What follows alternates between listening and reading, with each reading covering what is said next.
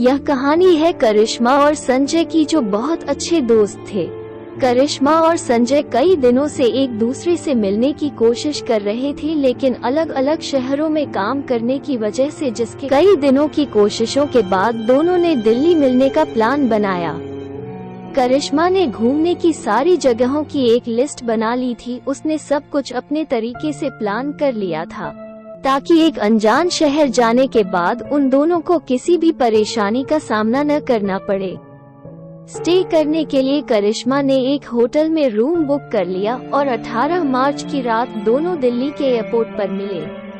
करिश्मा: hello Sanjay, पता है मैंने तुम्हें कितना मिस किया। संजय: मैंने भी तुम्हें बहुत मिस किया। दोनों एयरपोर्ट से सीधा होटल की तरफ निकल गए। करीबन 1 घंटे के बाद दोनों अपने होटल पहुंच गए। होटल बाहर से बहुत ही खूबसूरत लग रहा था। इतना खूबसूरत होटल देख संजय काफी खुश हो गया। संजय: सच में तुम्हारी प्लानिंग और चॉइस हमेशा टॉप पर होती है। करिश्मा: हाँ, जैसे कि मैं। दोनों ने होटल में चेक इन कर लिया। अपने रूम में पहुंचते ही दोनों फ्रेश हो गए और एक दूसरे से बात करने लगे। दोनों का ही लॉन्ग डिस्टेंस रिलेशनशिप था और एक साल में दोनों का मिल पाना होता था और 1 साल बाद भी दोनों एक दूसरे से मिल रहे थे। इस बीच जो भी एक दूसरे के साथ हुआ, दोनों ने एक दूसरे के साथ शेयर करना शुरू कर दिया। बात करते करते दोनों एक दूसरे के करीब आ गए और एक दूसरे की आगोश में समाने लगे। संजय: हम एक साथ क्यों नहीं रह सकते? करिश्मा: देखो संजय, कोशिश तो मेरी यही है, मैं और तुम दोनों हमेशा के लिए एक साथ हो जाए। करिश्मा और संजय एक दूसरे से बात कर ही रहे थे कि तभी रूम के बाथरूम से कोई आवाज आने लगी। पहले तो उन्हें लगा कि गीजर में कोई प्रॉब्लम होगी, लेकिन ध्यान से सुनने पर करिश्मा ने यह महसूस किया कि ये किसी की दीवार पर नाखून मारने की आवाज है। ऐसा समझ में आते ही करिश्मा काफी डर गई और वह संजय को ये बात बताई, जिसके बाद संजय बाथरूम की तरफ बढ़ने लगा। संजय: वो बाथरूम में बिल्ली थी। करिश्मा: मैंने तुम्हें खामखा डरा दिया। चैन की सांस लेते हुए दोनों वही बेड पर लेट गए और एक दूसरे से बात करने लगे कि तभी उन्हें महसूस हुआ कि उनके बेड के नीचे कोई गहरी गहरी सांसें ले रहा है। अब ये बात दोनों ने महसूस की, जिसके बाद करिश्मा ने बेड के नीचे देखा। उसे जो दिखा उससे करिश्मा की सांसें अटक गई और वो जोरों से चिल्लाई। संजय को कुछ समझ नहीं आया और उसने भी जब बेड के नीचे देखा तो वो उसे कुछ दिखाई नहीं दिया। करिश्मा को अब उस कमरे में कुछ अजीब लगने लगा था। उसे वो किसी तीसरे के होने का एहसास होने लगा। संजय ने उसे बहुत समझाने की कोशिश की, लेकिन करिश्मा अब वहाँ रुकना नहीं चाहती थी।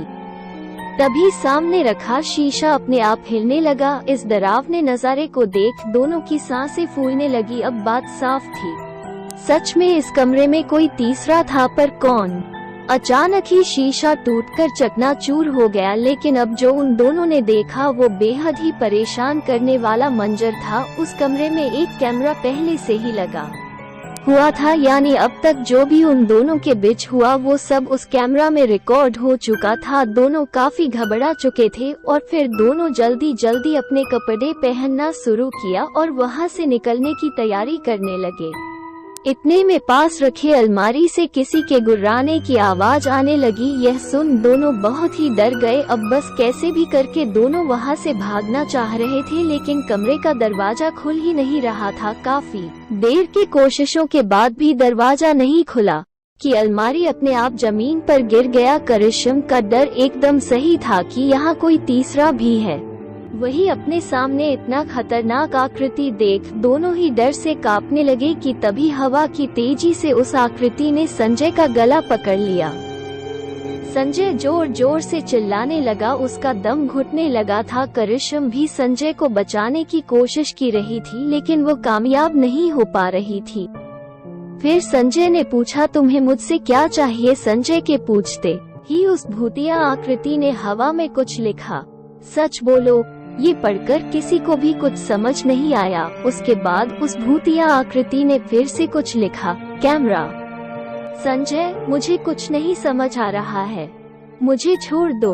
संजय का दम घुटने लगा था, जिस पर उसने कहा, ये कैमरा मैंने ही लगाया है। मैं करिश्मा को ब्लैकमेल करना चाहता था ताकि वो मेरे साथ आकर रहे।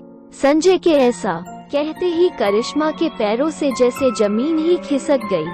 संजय के यहाँ आते ही कैमरा को छिपकर लगा दिया था ताकि वो करिश्मा को अपने साथ रहने के लिए ब्लैकमेल कर सके। इस घिनौने काम के बाद करिश्मा टूट चुकी थी। वही उस भूतिया आकृति ने संजय को हवा में उठा कर पटकना शुरू कर दिया। कुछ ही देर में संजय ने अपना दम तोड़ दिया।